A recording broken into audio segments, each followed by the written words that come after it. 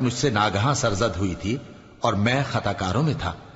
پھر جب مجھے تم سے ڈر لگا تو میں تمہارے پاس سے فرار ہو گیا۔ پھر میرے رب نے مجھ کو نبوت و علم بخشا اور مجھے پیغمبروں میں سے کیا۔ اور کیا یہی احسان ہے جو آپ مجھ پر رکھتے ہیں کہ آپ نے بنی اسرائیل کو غلام بنا رکھا ہے؟ فرعون نے کہا، اور رب العالمین کیا ہوتا ہے؟ فرمایا، آسمانوں اور زمین اور جو کچھ ان دونوں میں ہے سب کا مالک، بشرطے کہ تم لوگوں کو یقین ہو۔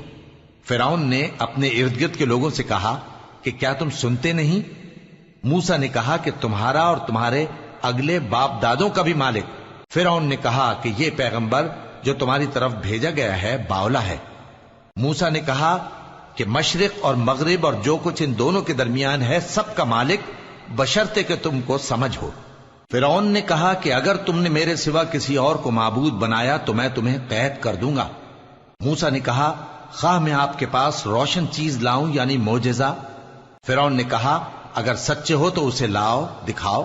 پس انہوں نے اپنی لاٹھی ڈال دی تو وہ اسی وقت صاف اژدہا بن گئی، اور اپنا ہاتھ جو نکالا تو اسی دم دیکھنے والوں کے لیے سفید براق نظر آنے لگا۔